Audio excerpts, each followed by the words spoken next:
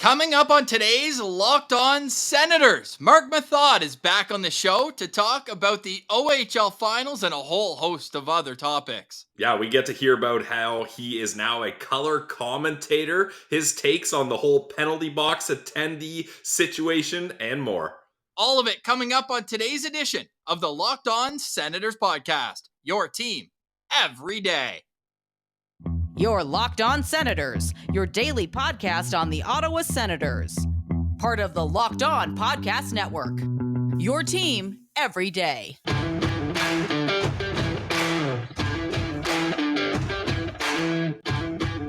I'm Jake Sanderson, and you're listening to Locked On Senators podcast. I'm Tim Stützle, and you're listening to the Locked On Senators podcast. Welcome inside episode 801 of the Locked On Senators podcast. I'm Ross Levitan on the outskirts of enemy territory in Winnipeg, Manitoba, alongside Brandon Piller up in the Blue Mountains. Please like and subscribe wherever you download your podcasts, including on YouTube, where we have officially hit 1 million lifetime views. So thank you to everyone for following along with the show's new era, where we are available on YouTube as well as wherever you get your audio podcasts. Today is Thursday, May 18th, and Pilsy, no update on the sale, but we do have Marc Methot. Yes, yeah, we were very grateful. Marc was willing to join us from his hotel room in London covering the OHL Finals. He just got there, so our show is always better when Marc Methot is on, so we had no issues waiting for him, and it's a hilarious conversation, as it always is. It always is. Now, one thing I will note is we did have a little bit of technical difficulties at the beginning of the interview. He's recording from his hotel room in London, Ontario, so the audio on his end is not perfect for the first 10 minutes, but we do get him to take out the AirPods, and we figured it out. We're able to get it all good afterwards, so we're excited. We'll just throw it right to it. Went over half hour with Marc Methot. Let's hit an early ad, and then we'll get into Marc Methot, carry that all the way through the rest of the show. Stay locked on Senators. Today's episode is brought to you by our friends over at eBay Motors.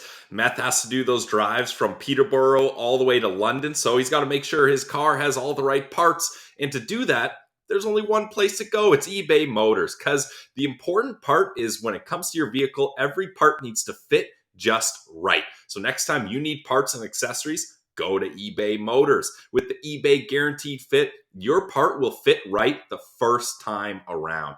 Just add your ride to My Garage and look for the green check so you know your part will fit. And if it doesn't, you get your money back. Because just like in sports, confidence is the name of the game when you shop on eBay Motors.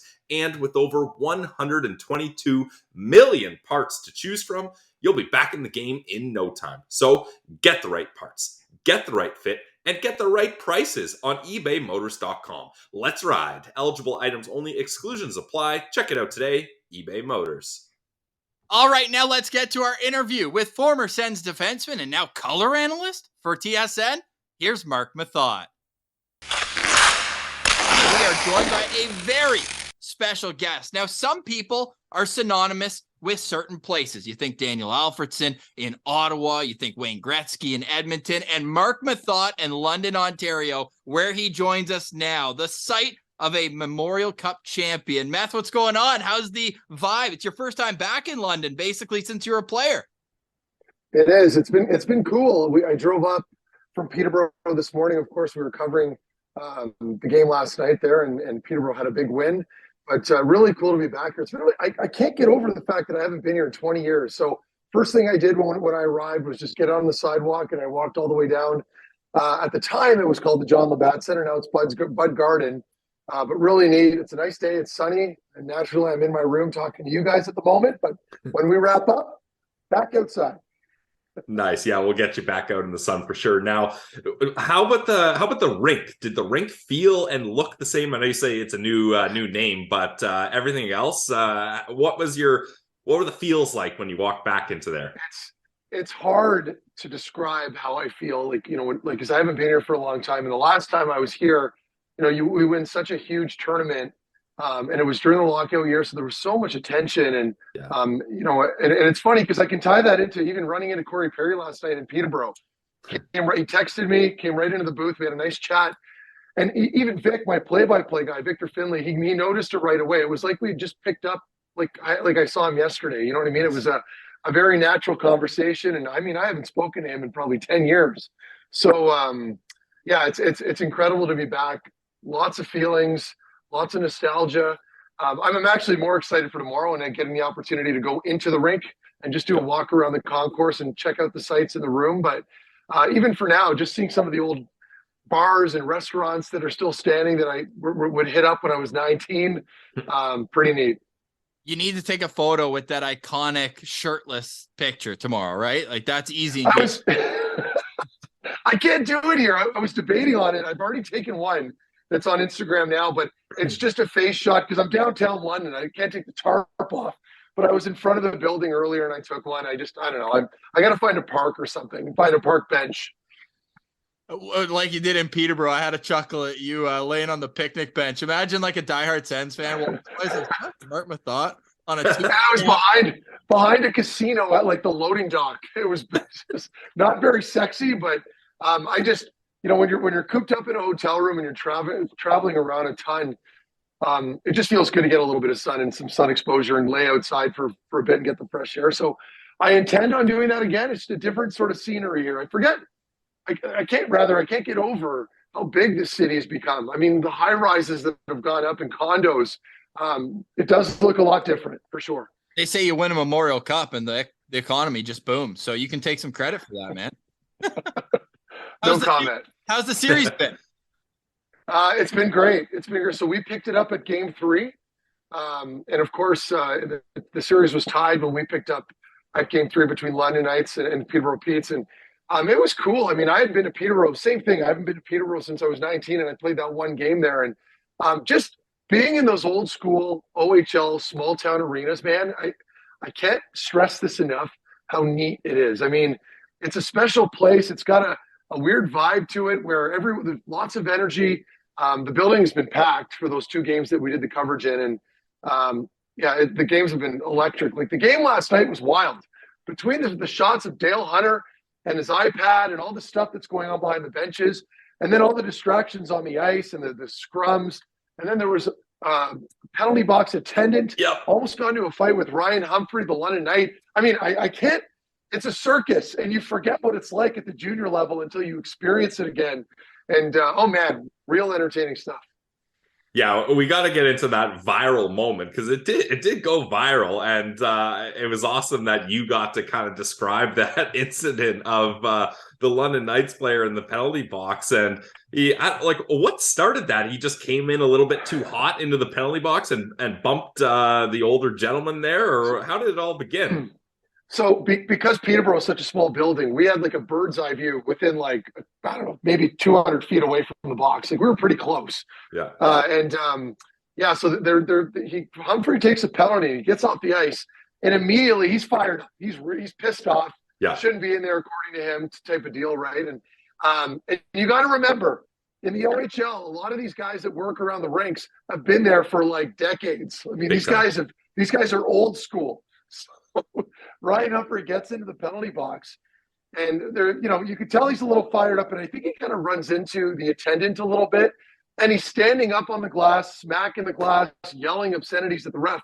And I think the attendant asked him kindly to sit down, and Humphrey, right away snapped back at him, and they exchanged some words there, and it just, instead of things settling down, they just gradually got hotter and hotter, and then the attendant at one point is literally talking down to him with a binder or a piece of paper. Yeah. And it looks like they're going to start coming to blows in the box.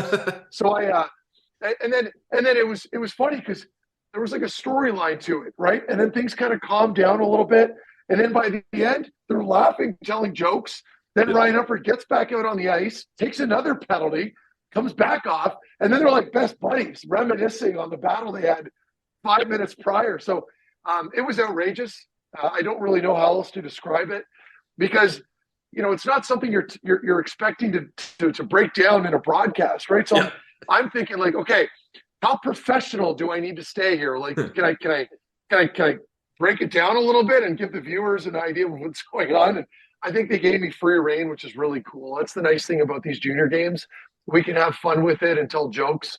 So yeah, it was a wild night. Yeah, you could have gone WWE with that, and the attendee gives him the clipboard, another whack of the clipboard. But that's the thing. Like these kids, like you mentioned, he's got to know that you're in that attendee's turf now. Like you mentioned, he's probably there for decades. Like he's not going to take any crap from some kid that's a little hot after a penalty. So I thought that was hilarious. But I got to ask you, like, do you have any sort of stories about penalty box attendees to attendance through your day? Maybe not necessarily you personally, but guys that maybe have given it to the guys there or anything like that? Well, that's why this is so. That's why the story that happened yesterday with Humphrey is so ridiculous, because players usually have nothing but respect and great interactions with these guys, right? So you asked me, Pilsy, like, do you have a story of somebody fighting an attendee? I'm like, no, like this is fair. It was the first time. It was the first time I've ever seen it. So no, they were. It was heated, but like I said, I think once things kind of calmed down, both of them realized, like, shit, there's a camera in here. It's a nationally broadcast game, and there's a good chance we'll be on television. So it was a little too late. It went viral, but the fact that they were able to mend things and it came to a nice ending. It was nice and calm. I think makes the story that much better, right? So a happy ending all around. And you've got another couple games right now. Next one is Friday night and then Sunday. So, man, you're back to like a playing schedule. You're right on the grind. We love to see it. Up next, I want to get into a few Ottawa Senators topics with you. And while I do this ad read, Meth, drop the AirPods. Just go the other way. It's a little bit of feedback. So we'll give you a second to do that. Coming up next, we will get into, I want to ask a few questions in particular, but I'm going to save that for you next. You're listening to Locked On Senators. Today's episode is brought to you by Bird Dogs. Pilsy, why don't you tell our good friends about Bird Dogs? I love our Bird Dogs, Ross. I just got mine a little bit after you did yesterday. I'm wearing them right now. Me too. The things I love about Bird Dog is the fit is absolutely awesome. You're gonna feel better, look better. Yeah, there's Ross. I think I'm wearing the same ones you got too, the gray ones. So they're absolutely awesome. Would recommend them for anyone because the fit is awesome. The comfort is what really makes these the best. Is they have it's like a stretchy mesh in them, Ross, and it just makes it so it's a hot day. You're out on the golf course. You're out on a hike or just hitting the town. You're not going to get any issues down there. You're going to have a lot more comfort. And then the versatility. You can wear these on the golf course, to a business meeting, on a date. You're just going out getting some beers with the boys, whatever, or just lounging around the house podcasting. They're perfect for everything. And it's not just us that likes them. People like Bert Kreischer, he loves them. Dave Portnoy does his pizza reviews in them. PFT from Part of My Take, he never wears pants. He only wears Bird Dog shorts. So you got to try them. And go to birddogs.com/LockedOnNHL and you can enter promo code LockedOnNHL and they're going to throw in a free custom Bird Dogs Yeti style tumbler with every order. Ross and I got one as well, and they are legit. So check out Bird Dogs today. All right, you're listening to Locked On Senators. I'm Ross Levitan alongside Brandon Piller. We've got Marc Methot with us as well. Meth, appreciate you a little mix and match in here in the break, but no, we appreciate. Hey, I wanted to ask you this. Have you crossed paths with David Bell at all throughout your years playing hockey? No. He's an absolute beauty. We had him on yesterday, and we were doing like press conference. Belleville's new head coach. Yeah, exactly. Belleville's head coach now. He's on yesterday. Absolute beauty. If you missed it, go check it out. Matt, sounds like a perfect driving thing. What's his? So question on David Bell real quick. I'm sure he's a beauty. You guys have pretty much just told me that. But remember during the year when he had those pressers and they were very like kind of dull? Yeah. What was the personality like? Was it different on the pod? Yeah, it was definitely different. I think the thing is, and Ross mentioned this, like, you got to talk to the coaches off season. Like, especially he's tossed into this situation. There's a lot of media pressure on him. He's a guy that had been an assistant coach for most of his whole coaching career. So having to be the guy in front of the mics and answer questions, maybe it was a little tough for him and he was stressed out because he was totally laid back. He was snapping jokes at us, chirping Ross and I whenever he got the chance. So definitely a different guy than we initially thought throughout his first couple media appearances. The last time, like all that, the presser stuff came, that was after all the kind of drama that was going on, right? Yeah, so I think he was nervous and he didn't want to say too much, or he didn't want to lean into those kinds of questions or anything like that. So, yeah. I also told him that we had Troy Mann on a week before he got fired, and he goes, well, hopefully a better ending for me here, but happy.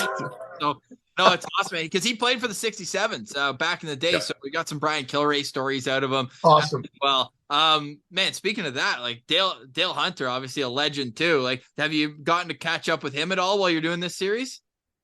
It was so cool. Like the first morning we got there on the game day, we went to the rink and I got to sit down with we sit down with both coaches in the morning and we just kind of pick their brains a little bit. In this case, and that applies to all the junior games we're doing throughout the year. But in this case, for me, obviously being a former Londonite and Dale still being the head coach, and Dylan Hunter was in the room as well, and another player, Rick Stedman at the time. He's also an assistant coach that I played with in London. I mean, just sitting down with them, we had like a little round table, and we spoke for about 45 minutes to an hour, just kind of catching up and shooting the shit. And for me, at least, it was really neat. And Dale hasn't changed, still looks the same, still has the same sense of humor, and just kind of reminiscing on how the game's, how the game was and how it's changed now. And we picked his brain a little bit, like Victor asked him some more serious questions, of course, and kind of wondered why he still does it, and what keeps him involved and what keeps him ticking when he doesn't necessarily need to be there and coaching. He could just sit back at home if he wanted, but he was pretty adamant that he just enjoys being in that teaching role, where you're able to sort of mold these young men and seeing them graduate on either, to whatever profession they end up doing, or, if, even better if it's hockey. But I think for him, it's very rewarding. And I think he just loves it. I think he's just one of those guys, like he's like a big kid, the personality that he has. And, he rides the bus. We call it the Bone Rattler. He rides the bus with the group, and he's on all those long road trips, which, the job itself seems really cool and kind of sexy when you're coaching here at an NHL style junior hockey rink, but you still have to travel with the group, stay in the little hotels and get on the road. And he loves it. So really cool there. And even just being around the players and seeing the dynamic of the guys and how they are at that age. You forget how mature they are. And I can't stress that enough. And we had some great conversations with some players. Even Logan Mailloux, been through a lot, got into some trouble, and obviously we can all agree that it was not good. But really, I mean, even Victor, he had a lot of really positive things to say about those interactions we had with him. Seemed like he's kind of figured things out now and enjoying his time in London, and he's made a lot of effort to kind of improve and focus on moving forward in a positive light. So, just being able to talk to these guys and see what they're like. Yes, they're very young, but on the other hand, they're incredibly mature, for their age. And then again, I shouldn't be surprised. I mean, a lot of them move out of their homes. In some cases, imports from Russia, from the United States. They come over here at the age of 17 and they're living in a foreign country, and they've got to figure things out on their own. And, you got to hand them their due there. I mean, there's some well-adjusted kids that have, have a good head on their shoulders. They're mature and a great attitude. To your position here, color commentary. We know during the TSN Sens season, it was always intermission hits. It was Sports Center hits. Which one do you prefer and why? That's a great question. Well, the analyst stuff in Ottawa is easy, right? In a way. I mean, you're on camera for, minute and a half sound bites. You have to compress all your thoughts and you bang it out. And I'm in Ottawa. I'm in my backyard, right? So the convenience there is fantastic. But what I love about this is that, because I like to chat, with the podcast I used to do and doing a little bit of radio work, I like to just be able to really express myself and those real compressed sound bites that you get on the TV at home doesn't always really do me any justice. So I can really have fun with the color commentary. And, Victor Finley, who I do it with, he's unbelievable. And I kind of just feed off of him and I'll chime in when I like. And then more importantly, I get out of the house, I get to travel around a little bit on a smaller scale. And I don't do it very often throughout the year. So it's just nice. And I'm fresh when I'm doing it. I don't view it as work, and it's certainly not something that pays all the bills per se, but they take good care of us, and TSN's a wonderful company to be with. A lot of great people, even the crew, the camera guys in the truck, the producers. So anyway, long story short, I'm enjoying it. It's a lot of fun. Should Gord Wilson be looking over his shoulder? Yeah. No chance. It's not, I don't know what I'm going to do as far as, maybe taking on a larger role moving forward. First of all, I don't even know if it's even offered. But even if it was, I like being at home. Those guys, MJ, Noodles, all those guys, they travel a lot. They're on the road all the time. And I can't, and this is another thing. And I know people give guys like Gary Galley a hard time and these other color commentators. Guys, it's a fucking hard job. It's like you're calling stuff on the fly, trying to mix in and sprinkle in anecdotes, towing the line or being kind of funny at times and not stepping on your play-by-play guy. So when the play gets into the offensive zones, you got to shut your mouth, wrap up your thought quick. And then, maybe you're distracted for like a split second and a goal happens. And now I'm looking up thinking like, okay, who the hell made the pass? Who the hell did this? And I've got this stupid sheet and I'm trying to, I really can't stress this, guys. It's very difficult. It's fun, but it's very hard. So I cringe. And I understand fans are passionate. You're entitled to say whatever you want. But I feel bad for some of the color guys out there because when they get it, when people are giving it to them, I mean, I'd love to see them try. It's very difficult.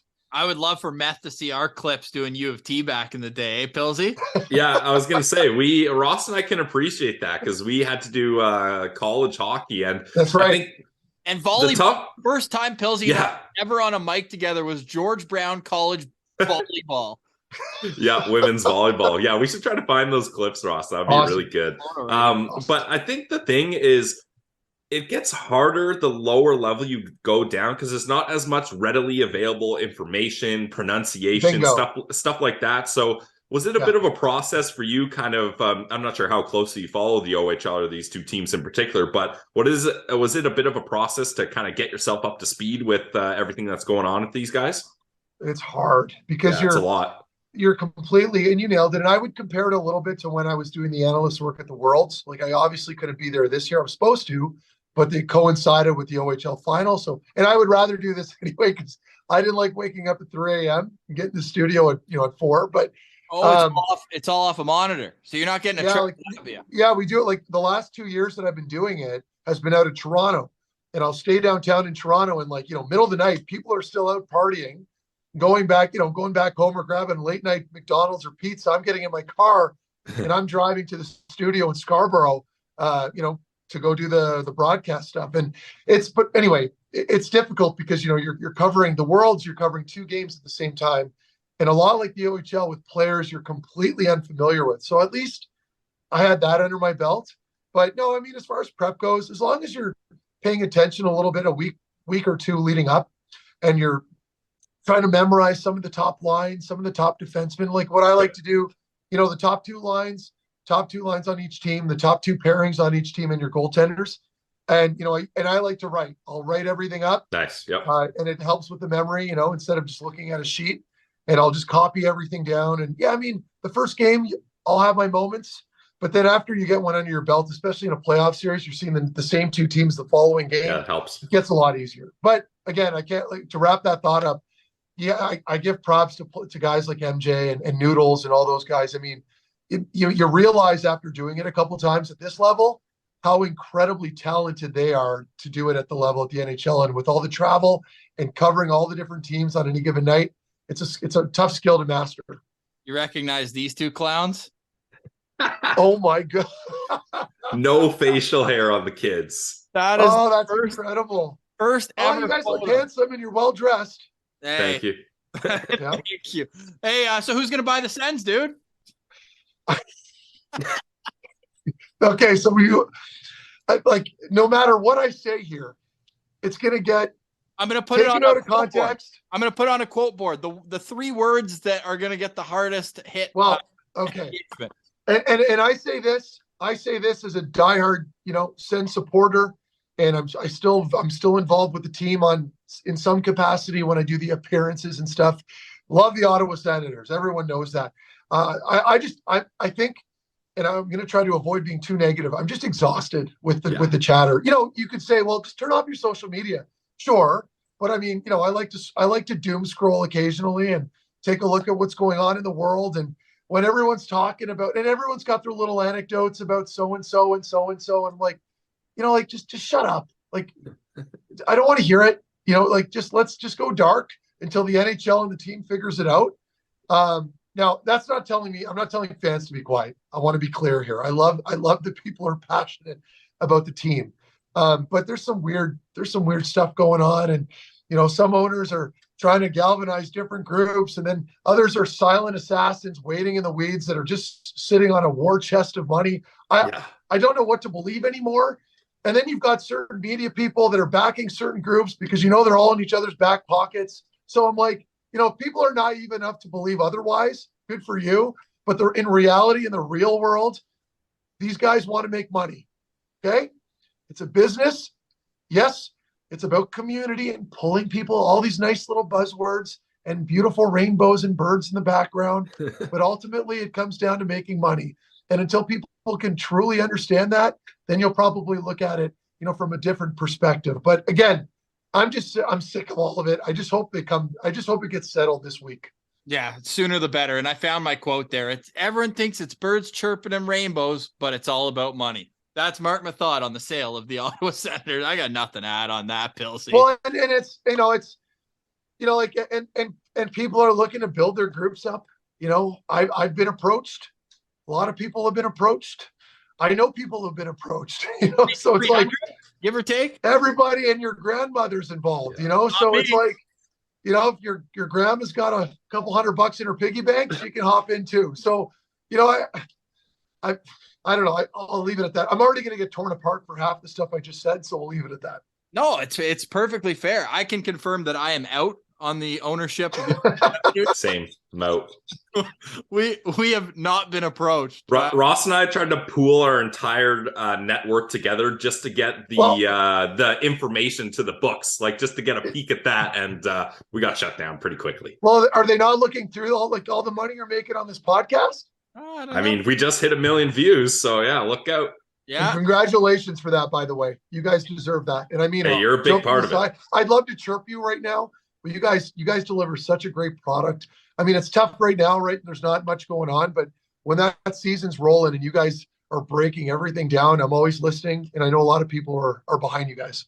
Oh, appreciate that. Thank you. No, it's been fun. And we just did a podcast with Alex Adams yesterday. He's got his own thing going, and he's a good dude too. I see some of his stuff online. Yeah. Great dude. And he's just like, passionate. Meth. I was like, yeah, no clue, but it's helped quite a bit. So no, we truly do appreciate you. And we're excited for next year. And not only that, we're holding you to it. We're coming and doing an interview at the Methot Mansion in the backyard. We'll have some fun this summer, inviting ourselves over. But this is awesome time of year, right? Where it's like, hey, we got to get a pick from you, actually. While we're here, we got your team still in. You came on your Stanley Cup preview. You're rocking the Dallas Stars hat. They're still in the mix out west. I'm assuming that's who you're still going for. But how are you handicapping the Eastern Conference Final?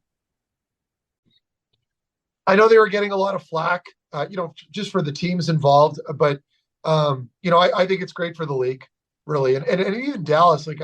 Dallas, Vegas. Like, we're talking some big markets. Sure, Carolina, not an overly exciting brand of hockey, but they play the right way, right? And so I think for me, I mean, a guilty part of me would like to see Florida, just because I feel like you'll get more drama out of that if they can move on to that next round. But I mean, I love Carolina's decor. I'm a super fan of that back end, and I'm always a big promoter of that. I mean, if you've got the back end, and I believe in that more than ever now, I think now seeing the trends, if you build a solid back end, you're going to set yourself up. And obviously there's more to it.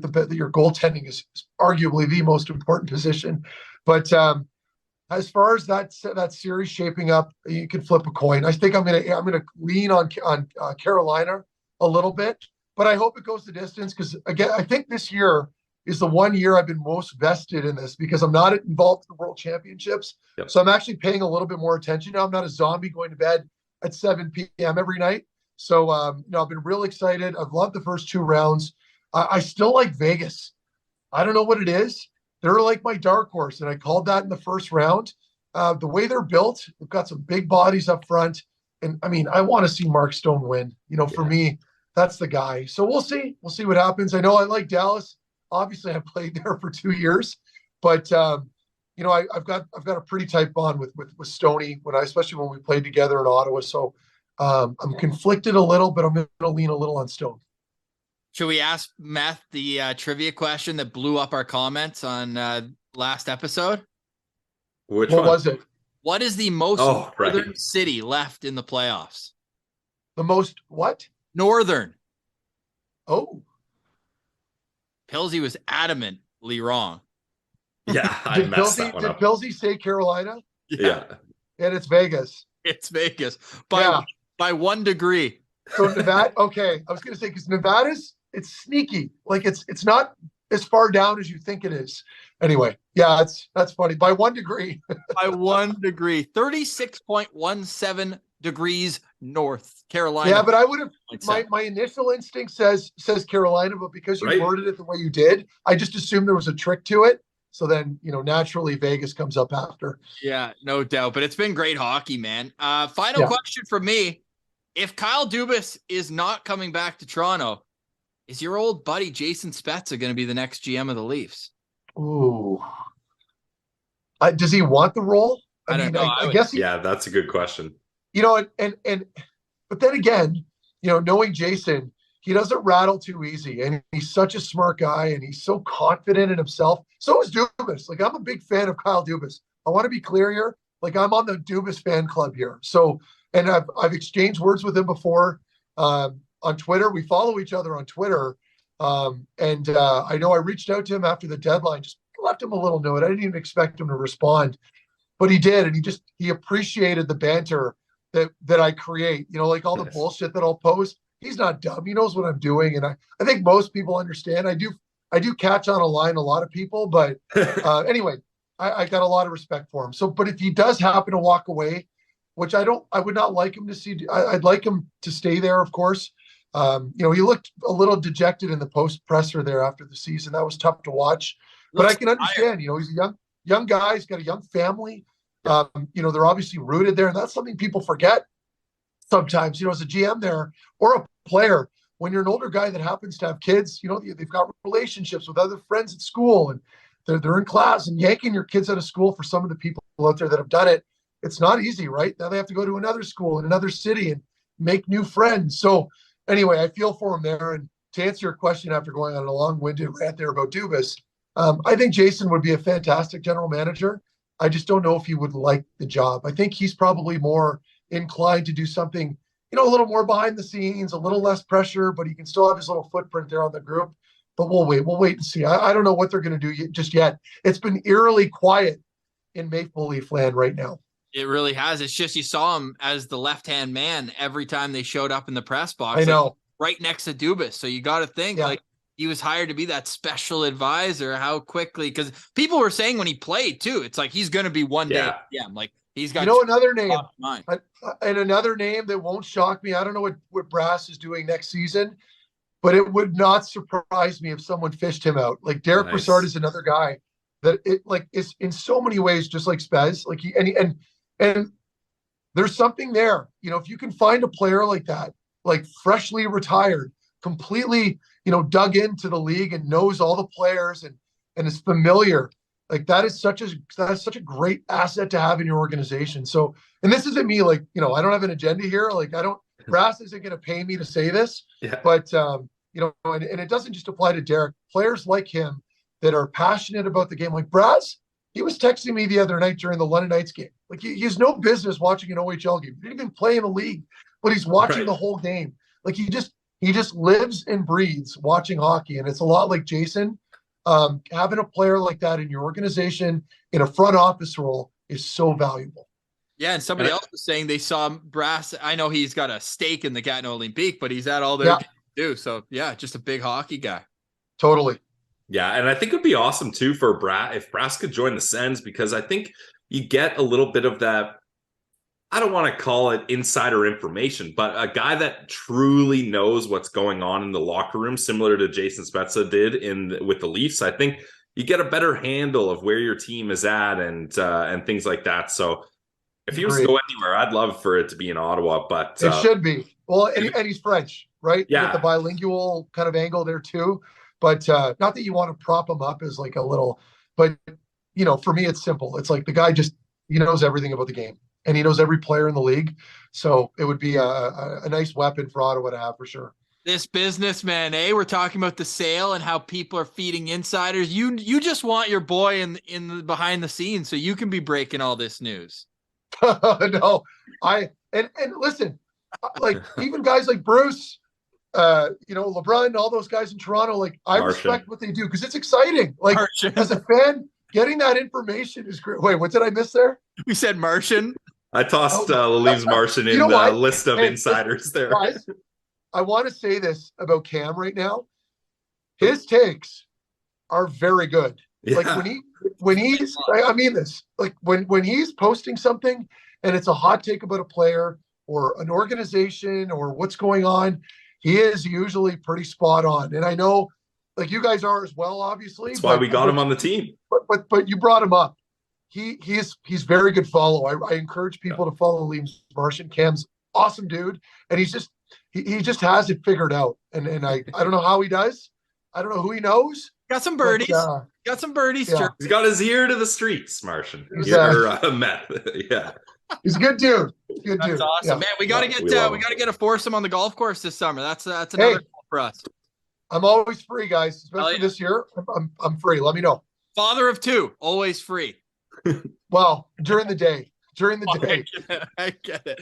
Dude, we appreciate you. We enjoy listening to you, and you're making it look easy. I know you're saying it's a tough gig doing the color commentary, but I'm not saying you're up at Noodles level yet, but you're doing a great job. No, not even close. Not even close. Well, maybe if you're a goalie, you would have seen the game a little bit different. You would have been a bit better right away. So you know what? That's on you being a goalie. But for today, we say goodbye. Already looking for. Hey, you know what? I always ask Pilsy this. Meth, do you have any final thoughts on today's show? Wow. No, I mean, I'm excited to get off. Wait, can I get a final thought from you? Do you think the London Knights can come back in this series? They're down 3-1. I would argue two of those games were probably should have gone London's way. A couple really bad bounces, a couple questionable calls. And they won the first game 3-0. Yeah, and then they lose. They're two young kids. There's this Ethan Cowan and Denver Barkey are these two young guns that play on the top line for London on the wing. And they're like twins. They look identical. They're obviously not related, but they had strep throat the other night. So they missed game 3, I want to say. And then they were back for game 4. So, and they probably should have won last night. Anyway, long story short, I think they very much belong in the series, and there's a good chance they'll win tomorrow night. But the problem for me is I got to go back and forth now between London, Peterborough, and back to London. And Sunday, Monday is a back-to-back. And and it's a 3-hour back and forth. That's a long drive. I know it's a first world problem. I recognize that, but I hate all this driving. So it's fun once I'm settled in, but I'm like schlepping around with all my gear from hotel room to hotel room. Man, so we'll see. Worse. But anyway, it's been a good series. The WHL is Winnipeg and Seattle. Yeah. I know. And, and this is, I know I'm extending the podcast here, but as a player, when I played, we never had phones, right? So my perception of where I was location-wise was so different than it is now that I have my GPS, because I was from Ottawa. So I wasn't familiar with the GTA very well, and certainly not west of the GTA. So now, I'll look at my GPS and I'm like, oh, that's where Milton is, or that's where, any other random city that was around London. You probably drive right through Collingwood. Yeah, I know, pretty close. So it's cool now. My perspective's changed like big time. And, you realize how lucky you were as a player playing in the OHL as far as travel goes. Like the longest we ever had to travel was 7 hours, and we did that once a year. Yeah. And then you go over to the Dub or even the Quebec League, and they have like full day trips on sleeper buses. I'm like, oh my God, no thanks. Yeah, well, at least now Winnipeg's playing at the big rink, because they're playing in like a little university rink. They haven't had it built, but man, the two Sens prospects are looking good though, so we've got that going for us out here. They're looking very good. That Ostapchuk is a monster, and I remember meeting him. Well, that whole Winnipeg team, but we were able to have a little chat with him when we were in Regina covering Bedard, And it was tough because Winnipeg was at the end of their trip. They'd been on the road for like 2.5 weeks, so they had no jam left. And I'm like where, what is this? But they're a good team. A lot of big draft picks on that group, and between them and Seattle, I'd pin either team to win the Memorial Cup. Realistically speaking, with all the players have, like Seattle has 8 World Junior players on it. Yeah. It's ridiculous, and they're up 3-1 now. Dude, they scored 3 goals in 45 seconds the other day. They're so good. They're going to win. The Sens record is 3 goals in 57 seconds. 3 goals in 45 seconds is absolutely absurd. And it was to go from 1-1 to 4-1. It's like, okay, there's game. Yeah, they're gonna take it, and they're probably gonna win. I know. Was it Quebec City playing in the queue right now? Yeah, against Halifax. I think against Halifax, but I think Quebec City's up, aren't they? Yeah, they are. They just won in Halifax last night. So I think as far as rankings go, I think they have the dub, the Quebec League, and now usually the OHL's up there, but I don't think this year they're strong. So we'll see. Oh, it's going to be a ton of fun. Yeah, it's 3-1 in the series for Quebec as well. And we'll be all tuned in tomorrow night from London, Ontario, the house that Marc Methot built and the 2005 London Knights. No, it's actually one of the best junior teams of all time. So I'm not even making that much of a crazy statement by doing that. And I'm not making a crazy statement by saying, thank you, Meth. We appreciate you so much coming on the show as often as you do. The fans love it. We love it. It's a win-win. Win-win. So we appreciate you. For Marc Methot and Brandon Piller, I'm Ross Levitan. This has been the Locked On Senators podcast, your team every day.